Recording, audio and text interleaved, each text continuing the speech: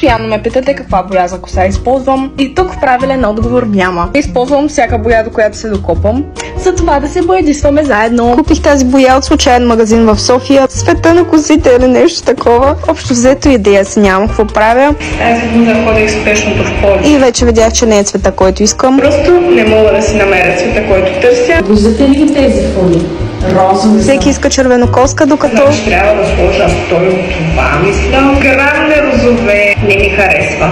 Купих 3. Предпоследния път, като се боядисвах, ми беше свършила боята и ползвах bleaching powder на 3 години и тонер за 3 лева. И тона ми беше оранжев. И почваме с корените. И ако вече не сте разбрали, че не съм правилният човек, който да питате за боя за коса. Само да не е оранжев, защото ще откача. Да доотрепям корените ме. Оранжево е. Предния път ми продадоха боя за кичури и стана много хубав цвят, но все пак. Може ли боята да е като на опаковката? Винаги ги правят така. И вътре е най-керамидената боя. За да бъде цирка пълен, не мога да повярвам, че ще снимам това. Да.